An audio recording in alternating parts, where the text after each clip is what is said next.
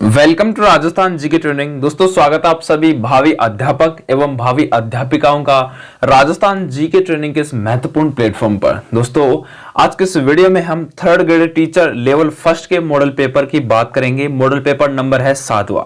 हमने 6 model paper complete कर चुके हैं। अगर आपने 6 मॉडल पेपर नहीं देखे तो नीचे प्लेलिस्ट का लिंक दिया गया है, जाके सभी मॉडल पेपर को चेकअप जरूर करना, क्योंकि दोस्तों ये आपकी आने वाली रीट भर्ती परीक्षा की दृष्टि से बहुत ही शानदार मॉडल पेपर होने वाले हैं।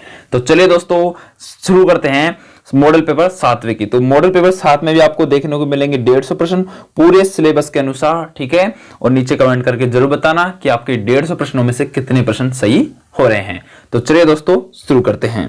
पहला प्रश्न दोस्तों पहला प्रश्न क्या कर रहा है कि ध्यानपूर्वक प्रश्न को पढ़ेंगे और फिर इसका आंसर अपन देने की कोशिश करेंगे। तो पश्चिमी सीमा के बाड़मेर व जैसलमेर जिलों में सीमा पर जासूसी को रोकने हेतु राजस्थान पुलिस द्वारा कौन सा अभियान चलाया गया है? तो दोस्तों राजस्थान पुलिस के द्वारा अभियान चलाया गया है ऑपरेशन सरहद, ठीक है। चलिए अगला प्रश्न क्या कर रहा है कि हैदराबाद में संपन्न हुई एनटीपीसी नेशनल रैंकिंग तीरंदाजी प्रतियोगिता में राजस्थान के लिए किसने व्यक्तिगत स्पर्धा में स्वर्ण पदक जीता है? तो दोस्तों अपने किसने जीता है? रजत चौहान ने जीता है, ठीक है। चलिए अगला है कि केंद्रीय पर्यटन मंत्रालय की ओर से जारी देश के 75 टूरिस्ट स्पॉट्स में शामिल प्रदेश के किस किले को शामिल किया गया है? तो दोस्तों चित्तौड़गढ़ के किले को भी शामिल किया गया है, मंडोर के किले को भी शामिल किया गया है और खीवसर के किले को भी शामिल किया गया है, यानी कि उपयुक्त सभी किलों को इसमें शामिल किया गया है।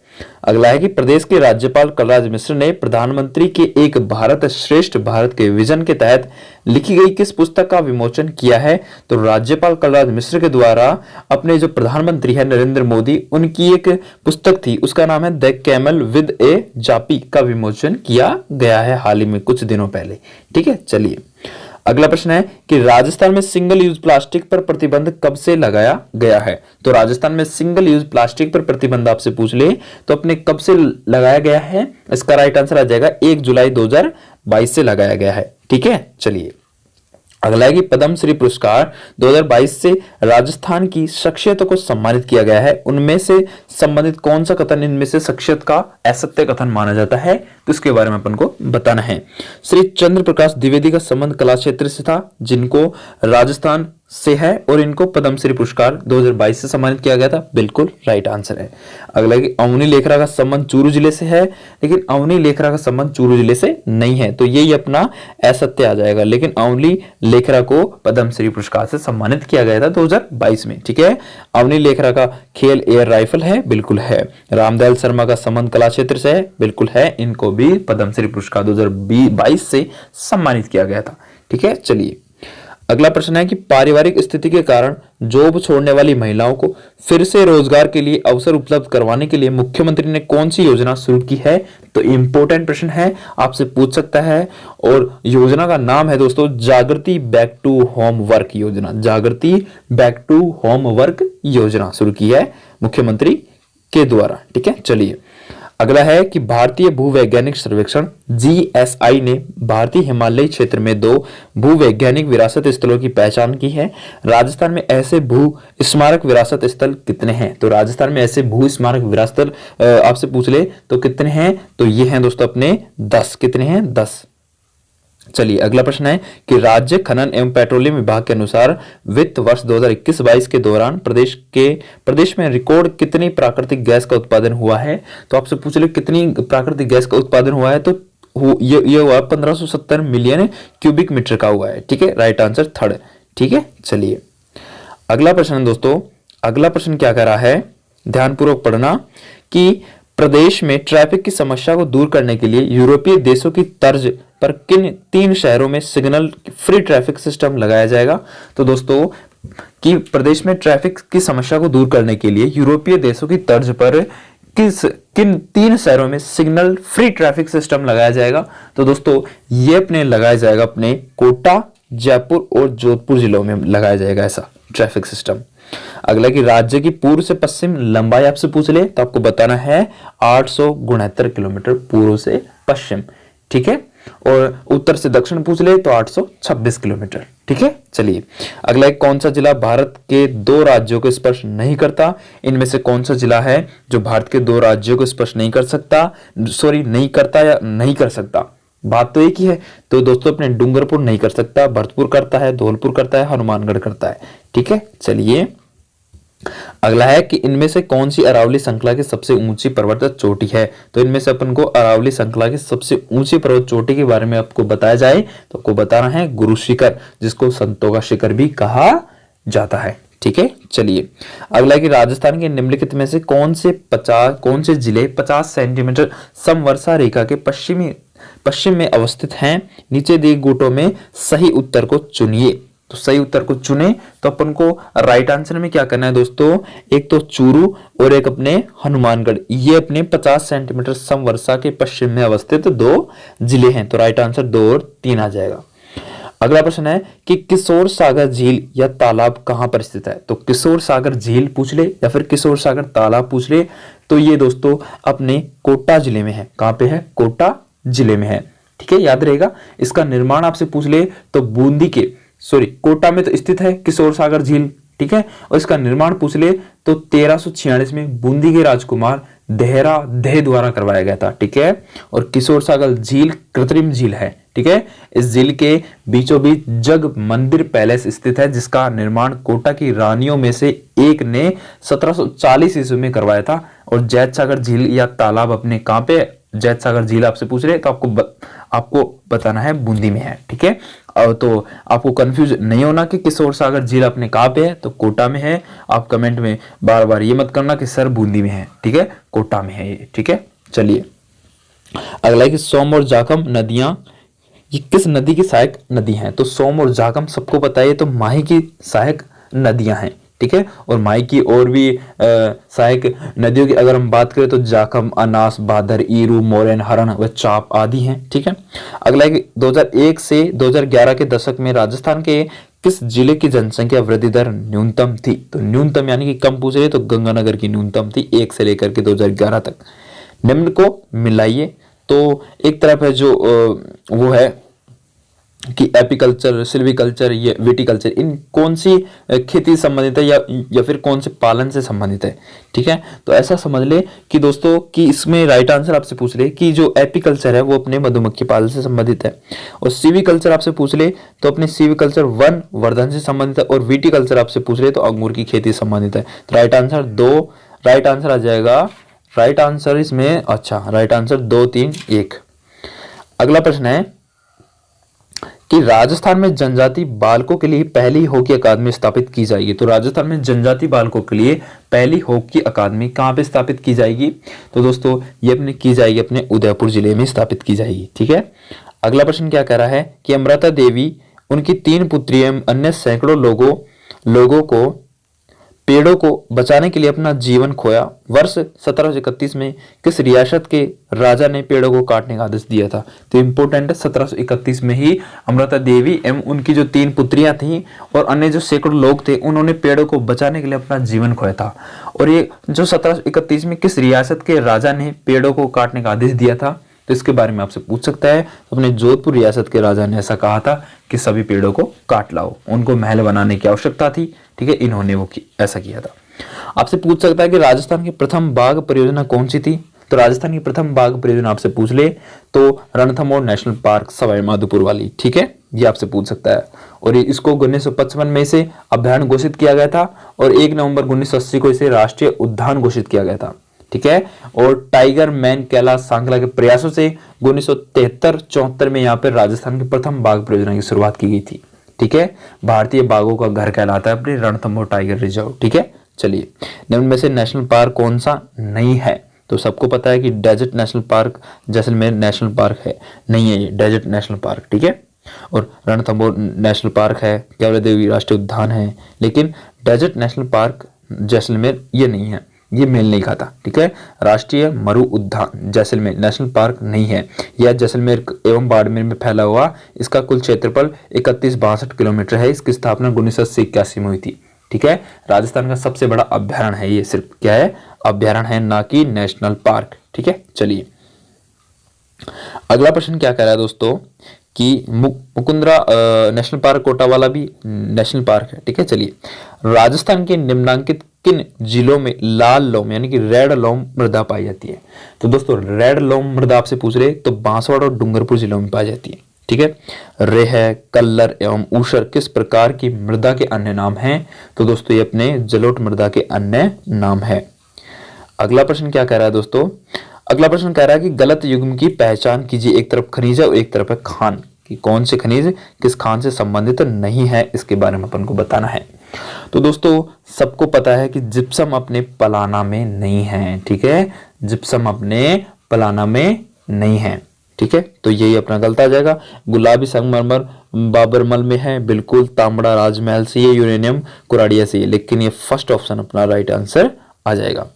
अगला है कि राजस्थान में पर्यटन को उद्योग का दर्जा किस वर्ष में मिला था? तो राजस्थान में पर्यटन को उद्योग का जो बिजनेस का जो दर्जा है दोस्तों वो अपने 1989 में मिला था, ठीक है। 1989 में मिला था। अगला प्रश्न क्या कह रहा है कि राजस्थान के रिफाइनरी प्रोजेक्ट के में निम्नलिखित में से कौन हिस्सेदार है? तो राजस्थान के रिफाइनरी प्रोजेक्ट में निम्नलिखित में से कौन हिस्सेदार है? तो इस हिस्सेदार की आपसे बात पूछ ली जाए तो आपको क्या बताना है? अपने कौन हिस्सेदार है? तो राजस्थान सरकार और एचपीसीएल अपने हिस्सेदार है, ठीक है। अगला प्रश्न है कि राजस्थान में वर्ष 2018-19 में प्रधानमंत्री ग्राम सड़क योजना के तहत सड़कों का निर्माण किया गया है। तो सड़कों का निर्माण 2018-19 में किया गया था। तो कितने किलोमीटर का किया गया था? तो ये किया गया था 2581 किलोमीटर का, ठीक है। चलिए, किलोमीटर बीटी में किया गया था। राजस्थान में तांबा उत्पादन के लिए निम्न में से कौन सा स्थान प्रसिद्ध है? तो तांबा के बारे में सबको पता है, खेतड़ी का झुंझुनू, ठीक है। तो खेतड़ी राइट आंसर आ जाएगा। अगला है कि गिलुंड सभ्यता के अवशेष किस युग के हैं? तो गिलुंड सभ्यता के अवशेष आपसे पूछ ले तो ताम्र प्रस्तर युग के हैं गिलुंड सभ्यता के, ठीक है। अवशेष ताम्र प्रस्तर युग के हैं। अगला है भरतपुर जिले के किस पुरातात्विक स्थल में ताम्र युगीन सभ्यता के पुरावशेष मिले हैं? तो दोस्तों ये मिले अपने नौह सभ्यता से, ठीक है। नौह सभ्यता से मिले हैं और इसको 1963-64 में श्री रतन चंद्र अग्रवाल के निर्देशन में उत्खनन किया गया था, ठीक है। रेडियो कार्बन तिथि के आधार पर 1100 से 900 ईसा पूर्व के अवशेष प्राप्त हुए हैं यहाँ से, ठीक है। यहाँ से 5 सांस्कृतिक युगों के अवशेष प्राप्त हुए हैं। कहाँ से? 9, जो अपने कहाँ पे भरतपुर में है। अगला है कि अकबर ने चित्तौड़ के दुर्ग पर अधिकार कब किया था? तो अकबर ने चित्तौड़गढ़ के दुर्ग पर अधिकार किया था, कब किया गया था? 25 फरवरी 1568 में किया था, ठीक है। अपने अकबर ने चित्तौड़ के दुर्ग पर अधिकार, ठीक है।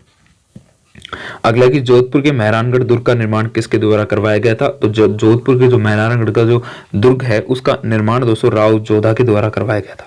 अगला कि महाराणा सांगा ने इब्राहिम लोदी को कौन से युद्ध में पराजित किया था या फिर हराया था? तो यह लड़ाया था खातौली के युद्ध में महाराणा सांगा ने इब्राहिम लोदी को हराया था, पराजित किया था।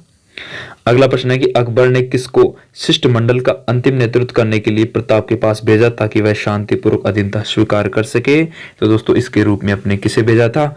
सबको पता है, टोडरमल को लास्ट में भेजा था, ठीक है। अकबर द्वारा महाराणा प्रताप को शांतिपूर्वक अधीनता स्वीकार करने हेतु 4 शिष्टमंडल भेजे गए थे, ठीक है। सबसे पहले जलाल खां को भेजा था, कब? नवंबर 1572 को।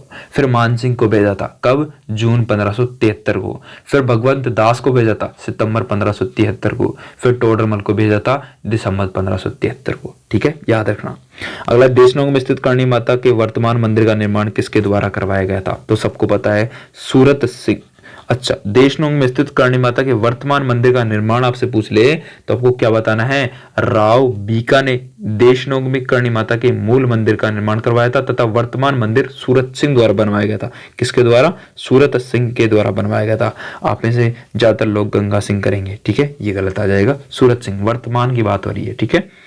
अगला प्रश्न है कि राजस्थान के निम्न में से किस क्षेत्र में सीतावाड़ी का मेला आयोजित किया जाता है? तो दोस्तों सीतावाड़ी का मेला आपसे पूछ ले कि किस क्षेत्र में आयोजित किया जाता है तो आपको क्या बताना है?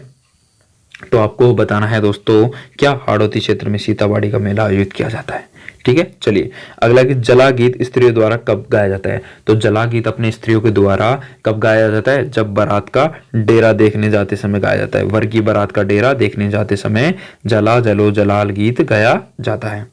अगला प्रश्न है कि कजली तीज का त्योहार किस तिथि को मनाया जाता है? तो कजली तीज का त्योहार आपसे पूछ ले तो भादवे की कृष्ण तृतीया को मनाया जाता है। अली बख्शी ख्याल राजस्थान के कौन से क्षेत्र से प्रचलित लोक नाट्य शैली है? तो अपने अलवर से संबंधित अली बख्शी, ठीक है। अली बख्शी अपने किस ख्याल से संबंधित है? मुंडावर के अलवर से संबंधित है। तो गुलाबो सपेरा किस क्षेत्र के लिए प्रसिद्ध है? तो गुलाबो या सपेरा, गुलाबो अपनी सपेरा है वो अपने किससे संबंधित है दोस्तों? ये अपने किससे संबंधित है? लोक नृत्य से संबंधित है, ठीक है। कालबेलिया लोक नृत्य से संबंधित है गुलाबो सपेरा, ठीक है।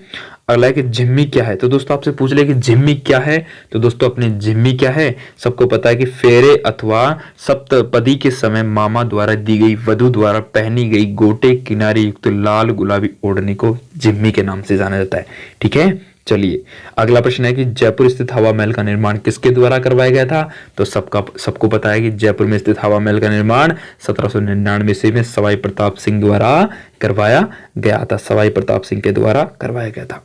अगला है कि कॉलम फर्स्ट को कॉलम सेकंड से मिलाइए। तो मिला देते हैं, क्यों नहीं मिलाएंगे, जरूर मिलाएंगे, ठीक है। चलिए मिलाते हैं कि जूनागढ़ का किला बीकानेर में, ठीक है। कुंभलगढ़ का किला राजसमंद में, मेहरानगढ़ का किला जोधपुर में, नाहरगढ़ का किला कहाँ पे है? जयपुर में। तो राइट आंसर क्या जाएगा? 1 2 3 4, ठीक है। अब से देबे, राइट आंसर ऑप्शन नंबर 3। अगला है कि पिछवाई चित्रकला कहाँ की प्रसिद्ध है? तो पिछवाई चित्रकला आपसे पूछ ले कहाँ की प्रसिद्ध है? तो नाथ द्वारा राजसमंद की प्रसिद्ध है।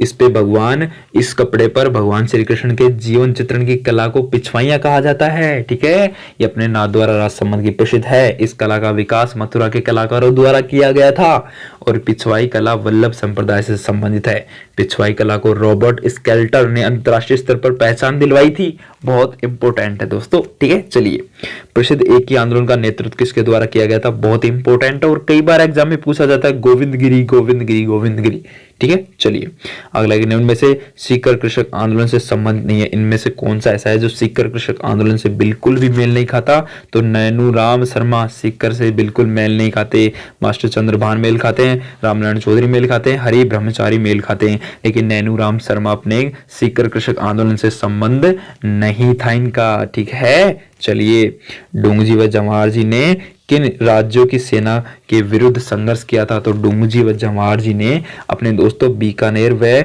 जोधपुर के राज्यों की सेना से विरुद्ध किया था, ठीक है। नीचे दिए गए युग्मों की कौन सा युग्म सही है, इसके बारे में बताना है कि कौन सा युग्म अपने सही बैठ रहा है। तो लकड़ी के घोड़े खिलौने कोटा के प्रसिद्ध है क्या? नहीं। पत्थरों के खिलौने गलियाकोट, बिल्कुल। अगला के चंदन प्रिंट प्रतापगढ़, नहीं। सोने का काम हरी मीनाकारी के साथ नाथद्वारा, नहीं। तो सही युग्म की पहचान करनी थी तो सही युग्म की पहचान कर ली, क्योंकि पत्थर के जो खिलौने हैं वो गलियाकोट के प्रसिद्ध हैं, ठीक है। चलिए अगला है कि श्री वैष्णव संप्रदाय से निम्न में से कौन संबंधित है? तो वैष्णव संप्रदाय से कौन संबंधित है? सबको पता है रामानुज संबंधित है, ठीक है। रामानुज अपने वैष्णव संप्रदाय से संबंधित है। अगला प्रश्न है कि राजस्थान में पावाड़ा का मतलब क्या है? तो पावाड़ा का मतलब अपने राजस्थान में पावाड़ा का मतलब आपसे पूछ ले तो आपको एक लाइन में आंसर देना है कि लोक गाथा को पावाड़ा के नाम से या पावड़ा के नाम से जाना जाता है। आपसे पूछ ले कि लोक देवता पाबूजी के पवाड़े माट वाद्यंत्र द्वारा गाए जाते हैं, समझ गए। चलिए अगला कि किलकिला तोप का संबंध इनमें से किस दुर्ग से संबंधित? तो किलकिला तोप अपने किस दुर्ग में है? मेहरानगढ़ जोधपुर में है, ठीक है। चलिए तिमड़िया पहना जाता है, तो तिमड़िया कहाँ पे पहना जाता है दोस्तों? आपसे पूछ ले कि तिमड़िया आभूषण कहाँ पे पहना जाता है? तो सबको पता होना चाहिए कि महिलाओं द्वारा गले पर पहना जाता है तिमड़िया। अगला प्रश्न है कि अमरशाही किसका नाम है? तो अमरशाही दोस्तों आपसे पूछ ले तो पगड़ी का नाम है अमरशाही। अमरशाही क्या है? पगड़ी है, राजस्थान की प्रसिद्ध पगड़ी है अमरशाही, ठीक है। चलिए अगला कि उदयपुर रियासत का राजस्थान संघ में विलय कब हुआ था? तो उदयपुर रियासत का राजस्थान संघ में विलय 18 अप्रैल 1948 को हुआ था, ठीक ठीक है। चलिए अगला कि चिड़ावा का गांधी किसे कहा गया है, तो चिड़ावा का गांधी आपसे पूछ ले तो मास्टर प्यारेलाल गुप्ता को कहा गया है मेरे प्यारे अध्यापक हो, ठीक है। तोरावाटी, कांठेड़ा, राजावाटी बोलियां का संबंध किस क्षेत्र से है, तो दोस्तों इन सभी बोलियों का संबंध अपने ढूंढाड़ी क्षेत्र से देखने को मिलता है। किस क्षेत्र से, ढूंढाड़ी क्षेत्र से। प्रसिद्ध रचना लील टांस के लेखक कौन थे, तो लील टांस के लेखक आपसे पूछ ले तो आपको बताना है कन्हैयालाल सेठिया थे, ठीक है। चलिए साहित्यिक रचना पगफेरो के रचयिता कौन थे, तो पगफेरो साहित्यिक रचना है उसके रचयिता आपसे पूछ रहे तो मणि मधुकर थे, मणि मधुकर। अगला है कि राजस्थान के निम्नलिखित में से किस जिले में मेवाती भाषा बोली जाती है, सबको पता है दोस्तों, सबको पता है मेवाती अपने कहाँ पे बोली जाती है, अलवर भरतपुर जिलों में बोली जाती है। तो दोस्तों इसका राइट आंसर आपसे पूछ रहे तो आपको बताना है अलवर में, ठीक है। अगर भरतपुर होता तो भरतपुर में, ठीक है। चलिए एक राज्य के राज्यपाल के संदर्भ में निम्न कथनों पर में से कौन सा कथन सही है, अपन को राज्यपाल के बारे में निम्न कथनों पर विचार करना है और बताना है कि कौन सा इनमें से सही है। तो दोस्तों कि राज्य की कार्यपालिका की शक्ति इसमें निहित होती है, राज्यपाल में बिल्कुल होती है, 100% होती है दोस्तों, ठीक है। चलिए अगला क्या कह रहा है, फिर अगले को भी देख लेते, चलिए फिर अगले को भी देख लेते हैं कि इनकी उम्र 35 वर्ष पूर्ण होनी चाहिए, बिल्कुल होनी चाहिए, तभी ये राज्यपाल बन सकता है। अगला कि ये अपने पद पर राष्ट्रपति की मर्जी पर ही बने रहते हैं, राष्ट्रपति की मर्जी पर ही बने रहते हैं, बिल्कुल बने रहते हैं, राष्ट्रपति की मर्जी पर ही बने रहते हैं, ठीक है। इनकी बर्खास्ती के कारण संविधान में उल्लेखित है, इनकी बर्खास्ती के कारण संविधान में उल्लेखित है, ये क्या दे दिया, ये गलत आ जाएगा, ठीक है।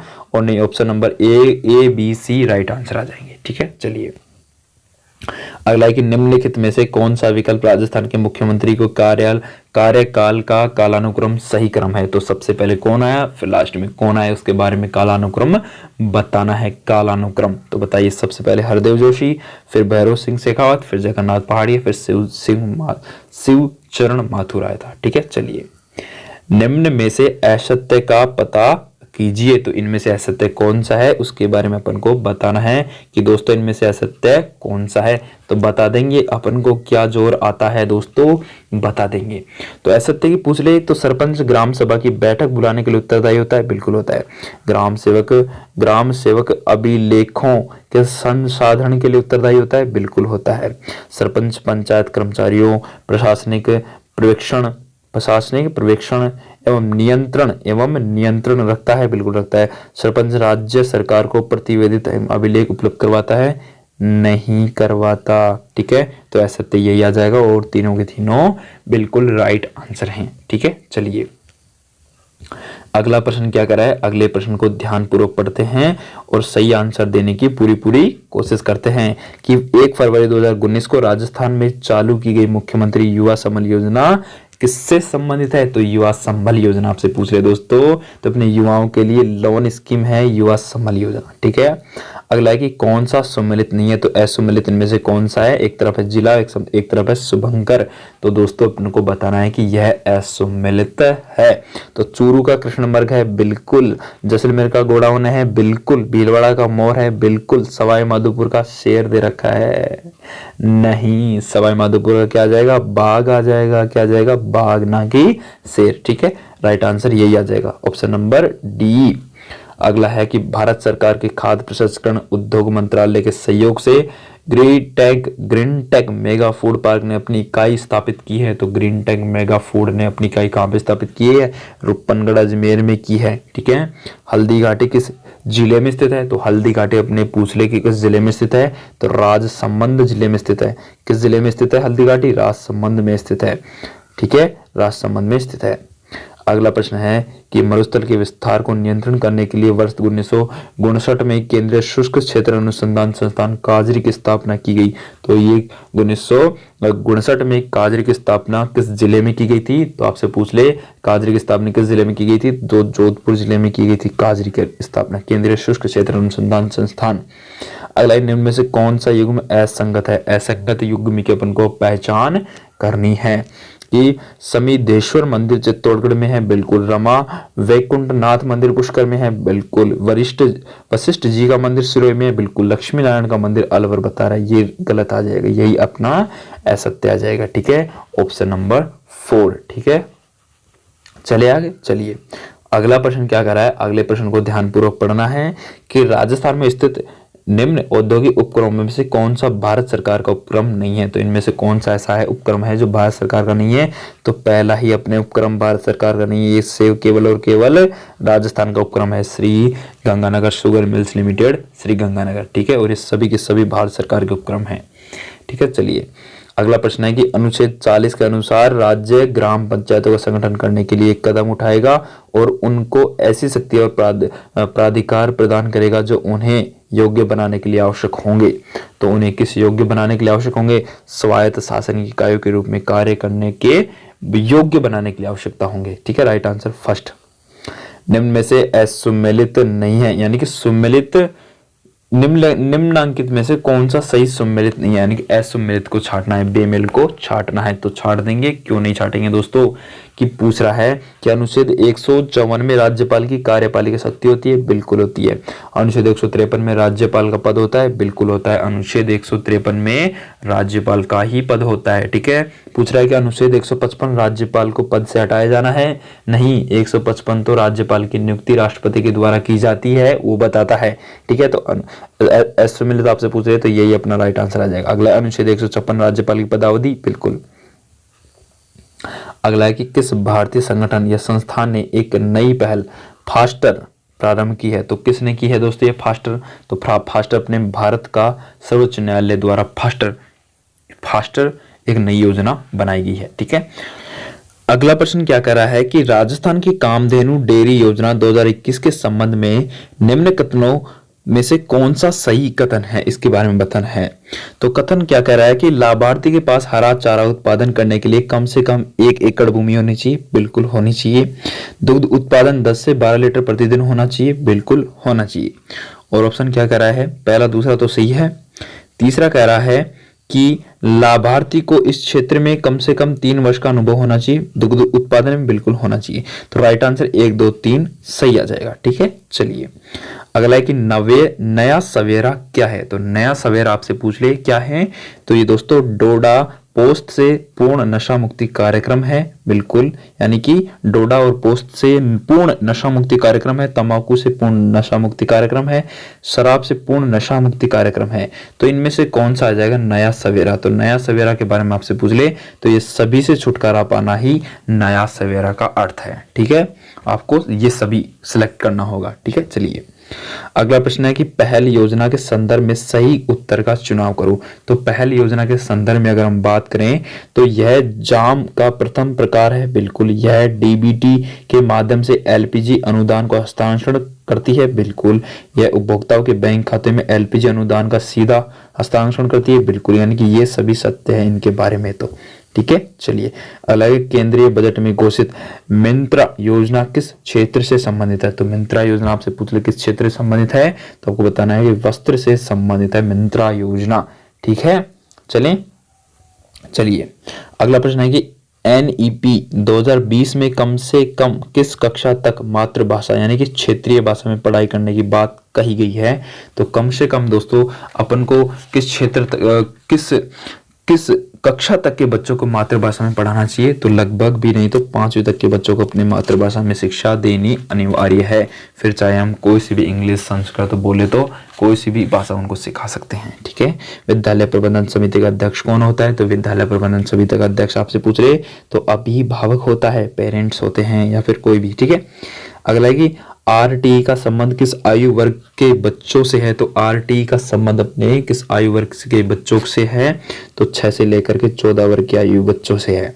गार्गी पुरस्कार किन छात्रों को प्रदान किया जाता है। तो सबको पता है कि गार्गी पुरस्कार माध्यमिक शिक्षा बोर्ड राजस्थान अजमेर में उत्तीर्ण छात्रों को प्रदान किया जाता है। और उत्तीर्ण कब प्रदान की जाएगी, जिनकी 75% से ज्यादा परसेंटेज हो उनको ही प्रदान किया जाता है। अगला है कि कक्षा 12 में 75% से अधिक अंक प्राप्त करने वाली बालिकाओं को एक मुश्त कितनी राशि प्रदान की जाती है? तो दोस्तों एक मुश्त अपने 5,000 रुपये प्रदान की जाती है, जिनकी 75% से अधिक अंक प्राप्त करने वाली बालिकाओं को एक मुश्त राशि 5,000 रुपये प्रदान की जाती है। अगला है कि NEP 2020 के तहत कब तक 100% युवा और प्रौढ़ साक्षर की प्राप्ति की बात कही गई है? तो इसके बारे में बात कही गई है लगभग 2023 तक 100% युवा प्रौढ़ साक्षर हो जाएंगे, ऐसा कहा गया है। कि निम्न में से कौन सा सम्मिलित नहीं है, यानी कि असम्मिलित कौन सा है, उसके बारे में अपन को छांटना है। तो विश्वविद्यालय शिक्षा आयोग 1948-49 में आया तो बिल्कुल। कोठारी आयोग 1964-66 में आया तो बिल्कुल। 42वां संविधान संशोधन शिक्षा को समवर्ती सूची में शामिल किया गया तो बिल्कुल। कि TSR सुब्रमण्यम कमेटी रिपोर्ट 2019 में आई थी, ये अपना गलत आ जाएगा। ठीक है, ऑप्शन नंबर डी सम्मिलित नहीं है। ठीक है, चलिए अगला है कि दीक्षा का पूरा नाम क्या है? तो दोस्तों दीक्षा का पूरा नाम आपसे पूछ ले तो digital infrastructure for knowledge sharing. ठीक है, यह अगला है कि आर्थिक रूप से कमजोर समुदाय के बच्चों हेतु निजी स्कूलों में कितने प्रतिशत आरक्षण का प्रावधान है? तो दोस्तों निजी स्कूलों में आपसे आरक्षण पूछ ले तो 25% का आरक्षण प्रावधान है।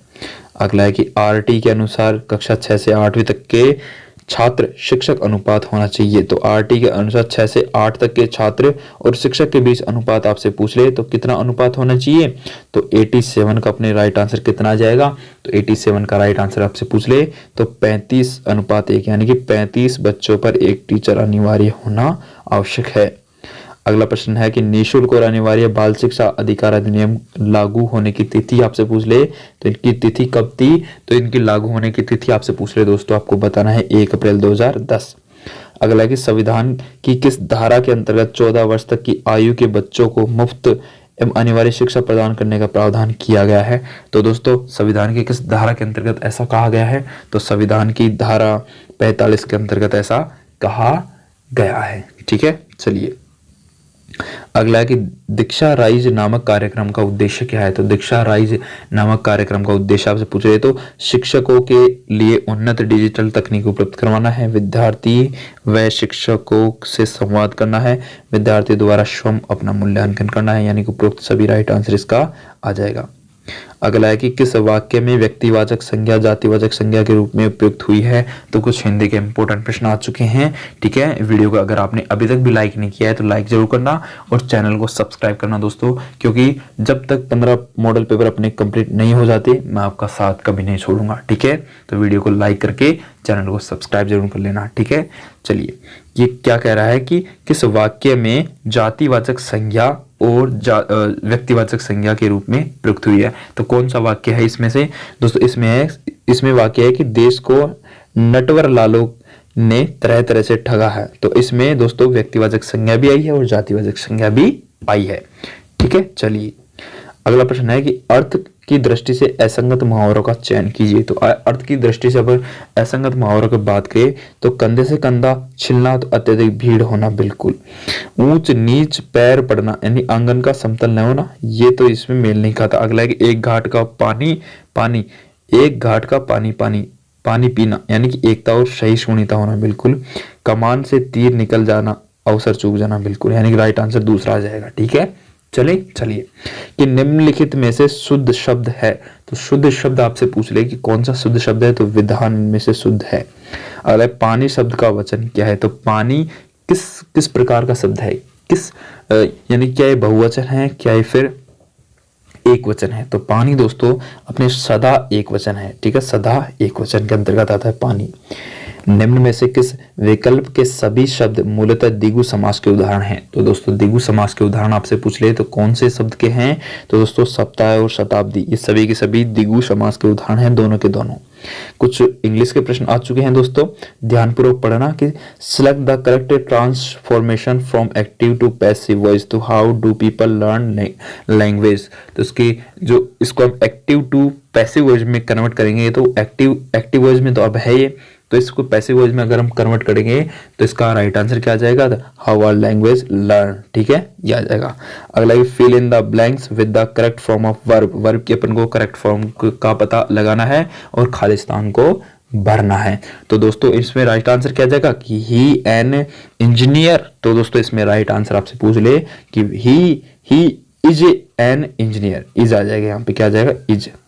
चलिए अगला है कि choice the appropriative determiner given the option I would like to have my friend but I had time so I had to refuse her. तो इसके खालिस्तान के अगर अंतर्गत आपसे पूछ ले क्या आएगा तो लिटिल आ जाएगा, ठीक है, little time so I had refuse hair, ठीक है, ये आ जाएगा।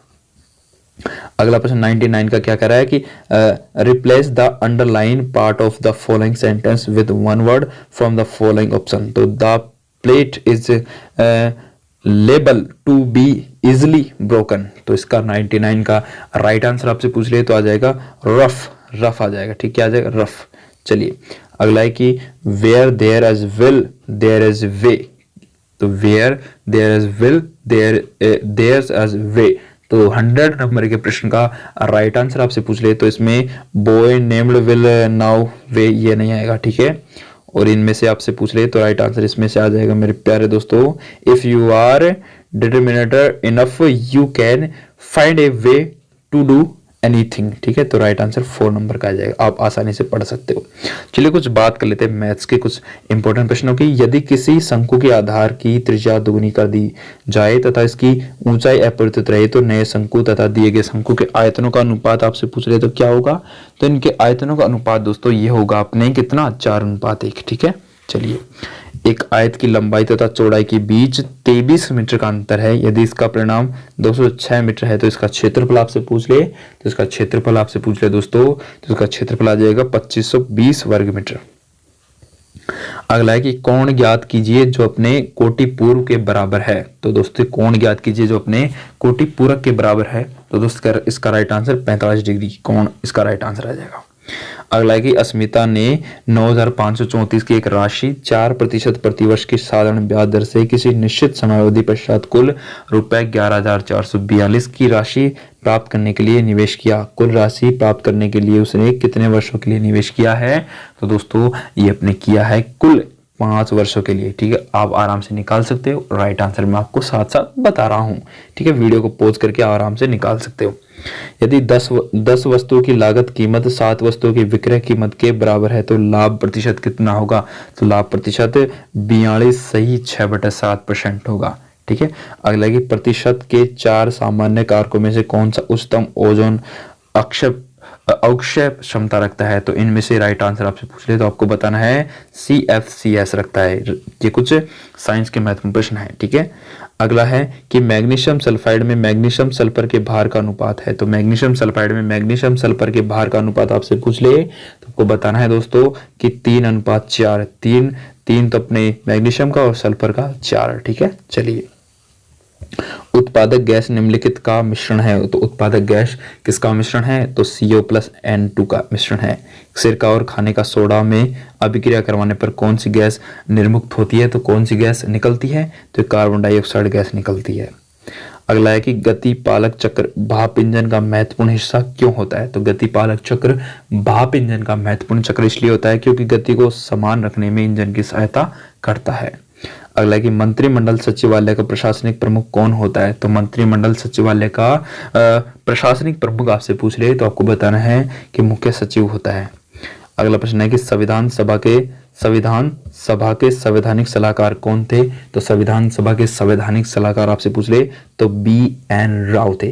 कौन थे। BN राव, ठीक है। चलिए अगला प्रश्न है कि निम्नलिखित में से कौन सा एक जिला राजस्थान के उप आद्र दक्षिणी आगे क्या दे रखा है।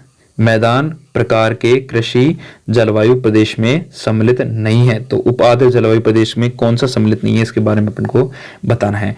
तो 113 नंबर का राइट आंसर क्या जाएगा। टोंक नहीं है दोस्तों। राजसमंद भीलवाड़ा चित्तौड़गढ़ तो एक है और लेकिन टोंक इसमें सम्मिलित नहीं है। अगला कि विश्व का सर्वोच्चतम पठार कौन सा है। तो विश्व का सर्वोच्चतम पठार आपसे पूछ ले तो आपको बताना है दोस्तों तिब्बत का पठार विश्व का सर्वोच्चतम पठारों में से एक है तिब्बत का। अगला कि निम्न में से कौन सा शंकुधारी वन का वृक्ष नहीं है? तो शंकुधारी वन का वृक्ष आपसे पूछ रहे कि कौन सा नहीं है दोस्तों, तो आपको क्या बताना है दोस्तों? आपको बताना है मेरे प्यारे दोस्तों, आपको स्प्रूस भी है, लार्च भी है, फर भी है, लेकिन महोगनी इसमें सम्मिलित नहीं है शंकुधारी वन में। ठीक है, राष्ट्रीय पाठ्य चर्चा रूपरेखा 2005 का मुख्य दर्शन क्या है? इसका मुख्य दर्शन आपसे पूछ ले तो बिना बोझ के सीखना, इसका मुख्य दर्शन बोल लीजिए आप, या मुख्य कोड बोल लीजिए, या फिर मुख्य चीज बोल लीजिए। ठीक है, ये क्या है? ये राष्ट्रीय पाठ्य चर्चा रूपरेखा 2005 का मुख्य कोड है या दर्शन। अगले, विद्यार्थियों के व्यापक मूल्यांकन में निम्नलिखित में से कौन सा सम्मिलित नहीं है? तो विद्यार्थियों के व्यापक मूल्यांकन में कौन सा सम्मिलित नहीं है दोस्तों? इनमें आपसे पूछ ले कौन सा सम्मिलित नहीं है, तो चौथा बुद्धि लब्धि गुणांक संबंधित नहीं है। अगला है कि निम्नलिखित में से दृश्य साधन का उपयुक्त उदाहरण कौन सा है? तो दृश्य साधन का उपयुक्त उदाहरण पूछ ले तो चित्र विस्तारक अपने दृश्य साधन का उपयुक्त उदाहरण है। अगला है कि निम्नलिखित शब्दों में प्रश्न पत्र की असंगत विशेषता वाला गुण कौन सा है? तो असंगत विशेषता वाला प्रश्न पत्र में गुण पूछ ले तो आपको बताना है, क्या बताना है? अति व्यापकता बताना है। ठीक है, चलिए अगला है कि a language teacher asked student to collect flowers to make a flower script book. She also asked them to write the name of each of flower in their language or in English. Their activity will help her to promote. तो इसका 120 number का right answer आपसे पूछ ले तो आपको बताना है मल्टी लैंग्वेजिज्म, कुछ इस प्रकार से इसका राइट आंसर आ जाएगा। ठीक है, अगला प्रश्न है कि which of these did not teaching of elevation. तो इसका राइट आंसर आपसे पूछ रहे हैं 121 का, तो आपको बताना है इमिलेशन। ठीक है, इमिलेशन। ठीक है, चलिए अगला प्रश्न क्या कह रहा है कि चेकलिस्ट, रेटिंग स्केल और interview schedule and anecdotal record are tool for. किसके टूल हैं ये सभी के सभी? दोस्तों ये टूल अपने हैं फॉर्मेटिव असेसमेंट के टूल हैं। ठीक है, अगला है कि which on of these is not an advancing of online reading education. तो इसका राइट आंसर आपसे पूछ ले तो आपको बताना है कि give a sense of isolation to the learner. ठीक है, ये अपना राइट आंसर आ जाएगा। अगला है कि एक अच्छे परीक्षण की विशेषता क्या है? तो एक अच्छे परीक्षण की विशेषता आपसे पूछ ले तो वैधता है, वस्तुनिष्ठता है, विश्वसनीयता है। तो ये सभी के सभी एक अच्छे परीक्षण की विशेषता है। ठीक है दोस्तों, अगला कि किस प्रकार के शिक्षण में अधिगम संबंधित त्रुटियों को शुद्ध करने के लिए प्रभावशाली विधियों का विकास करना मुख्य उद्देश्य होता है? तो इसमें दोस्तों होगा उपचारात्मक शिक्षण में। ठीक है, अगला है कि प्राथमिक स्तर पर खेल खेल में गणित शिक्षण कराने के लिए कौन सी व्यवस्था लागू नहीं होती? तो दोस्तों प्राथमिक स्तर पर खेल खेल में गणित शिक्षण कराने के लिए कौन सी व्यवस्था लागू नहीं होती बच्चों पर? तो दोस्तों इनमें से दोस्तों मॉन्टेसरी होती है, किंडर गार्डन होती है, डाल्टन होती है, लेकिन व्याख्यान इससे संबंधित नहीं है। खेल खेल में व्याख्यान आप किस तरह से करोगे? ठीक है, ये इससे संबंधित नहीं है। अगला कि प्रथम रचनावादी माने जाते हैं। तो प्रथम रचनावादी कौन माने जाते हैं दोस्तों? तो प्रथम रचनावादी अपने माने जाते हैं कौन, बताइए? तो अपने माने जाते हैं पियाजे। अगला कि सतत एवं व्यापक मूल्यांकन की विशेषता क्या है? तो सतत एवं व्यापक मूल्यांकन विशेषता आपसे पूछ ले तो आपको बताना है आवधिक पहलू, निरंतरता, सर्वतोमुखी, यानी कि ये सभी के सभी अपने सतत एवं व्यापक मूल्यांकन की विशेषता है। अगला है कि एक विशिष्ट अधिगम अनुभव प्रदान करने के पश्चात अधिगम किस स्तर तक हुआ, यह मापने हेतु निम्न में से कौन सा परीक्षण उपयुक्त है? तो एक विशिष्ट अधिगम अनुभव प्रदान करने के पश्चात अधिगम किस स्तर पर हुआ है, यह मापने हेतु निम्न में से कौन सा परीक्षण उपयुक्त है? तो इसके लिए दोस्तों उपलब्धि परीक्षण इसमें बहुत ही सहायता कर सकता है अपनी। ठीक है, चलिए अगला है कि निम्नलिखित में से कौन सा सतत और व्यापक मूल्यांकन से संबंधित नहीं है? तो कौन सा सतत एवं व्यापक मूल्यांकन से संबंधित नहीं है दोस्तों? इनमें आपसे पूछ ले तो यह बच्चों को धीमे, खराब, बुद्धिमान के रूप में चिन्हित करने में उपयोगी होता है। यह अपने सतत एवं व्यापक मूल्यांकन से संबंधित नहीं है और सभी के सभी संबंधित है। अगला है कि किस प्रकार के परीक्षणों का निदानात्मक मूल्य उच्च होता है? तो किस प्रकार के परीक्षणों का होता है निदानात्मक मूल्य उच्च? तो होता है वस्तुनिष्ठ प्रकार के परीक्षणों का। ठीक है, अगला है कि राष्ट्रीय शिक्षा नीति को 1986 में मूल्यांकन को निरंतर और व्यापक बनाने के अंतर्गत निम्न सुझाव नहीं दिया गया। तो कौन सा सुझाव नहीं दिया गया? तो प्रश्न पत्र निर्माण में अध्यापकों को गहन प्रशिक्षण की आवश्यकता नहीं है, ये अपने नहीं दिया गया। ठीक है, चलिए अगला प्रश्न है कि निदानात्मक परीक्षण के संबंध में कौन सा कथन सही है। तो निदानात्मक परीक्षण के संबंध में कौन सा कथन सही है, इसके बारे में आपसे पूछ ले तो आपको बताना है कि निदानात्मक परीक्षण में कोई समय सीमा नहीं होती और कई बार भी ली जा सकती है। बिल्कुल, निदानात्मक परीक्षण का उद्देश्य छात्रों की कमियों का पता लगाना होता है। बिल्कुल, निदानात्मक परीक्षण में लघुरात्मक वस्तुनिष्ठ प्रश्न होते हैं। बिल्कुल, उपरोक्त सभी कथन सत्य हैं, ऐसा कौन सा भी नहीं है जो सत्य है। ठीक है, सभी कथन सत्य हैं। सामाजिक विज्ञान का विकास हुआ है। तो सामाजिक विज्ञान का विकास आपसे पूछ ले तो अमेरिका में हुआ है सामाजिक विज्ञान का विकास। इंपॉर्टेंट प्रश्न पूछ सकता है आपसे। एडगर डेल अपने योगदान के लिए जाने जाते हैं। तो एडगर डेल अपने किस योगदान के लिए जाने जाते हैं? तो अपने दृश्य श्रव्य सामग्री के वर्गीकरण के लिए जाने जाते हैं एडगर डेल। ठीक है, दृश्य श्रव्य सामग्री के वर्गीकरण के लिए। अगला है कि व्यक्तिगत विभिन्नताओं की प्रकृति के लिए निम्न में से कौन सी अवधारणा सत्य नहीं है। तो इनमें से कौन सी अवधारणा सत्य नहीं है? तो अधिगम समानता अवधारणा सत्य नहीं है। इनमें से कौन अभिप्रेरणा का पक्ष नहीं है? तो इनमें से कौन सा अभिप्रेरणा का पक्ष नहीं है दोस्तों? अभिप्रेरणा का पक्ष नहीं है। तो आपको ऑप्शन में दिखा रहा हूं कि इनमें से कौन सा अभिप्रेरणा का पक्ष नहीं है। तो ऑप्शन अपने ये रहे कि इनमें से कौन सा अभिप्रेरणा का पक्ष नहीं है। तो 137वें नंबर का राइट आंसर आ जाएगा कि दबाव। ठीक है, आवश्यकता है ड्राइव यानी कि प्रेरित करना है, प्रोत्साहन करना है, ये भी है, लेकिन दबाव अपने अभिप्रेरणा का पक्ष नहीं है। निम्न में से कौन सा थॉर्नडाइक के सीखने के नियमों का हिस्सा नहीं है। तो थॉर्नडाइक के सीखने को नियमों के हिसाब से पूछ ले कौन सा नहीं है।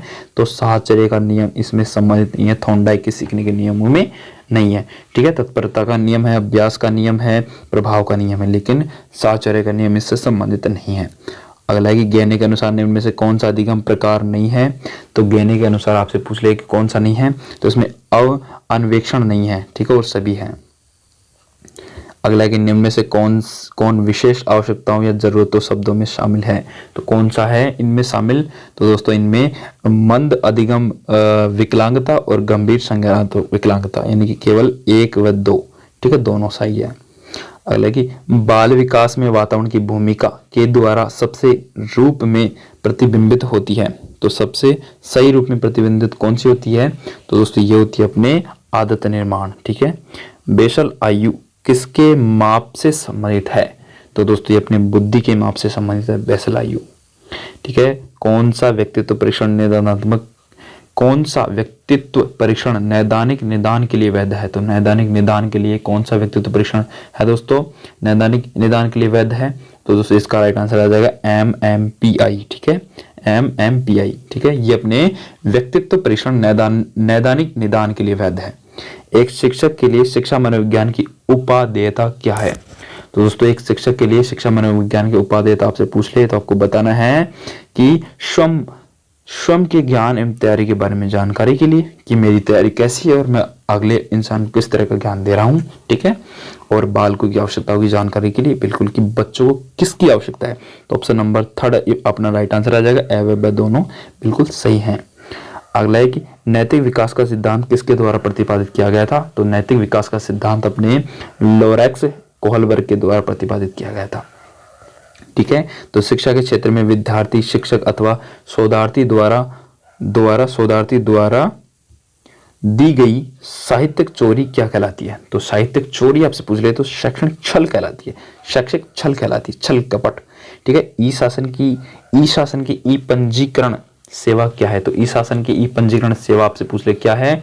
तो दोस्तों संपत्ति का पंजीकरण स्थानांतरण करवाना ही ई शासन की पंजीकरण सेवा है।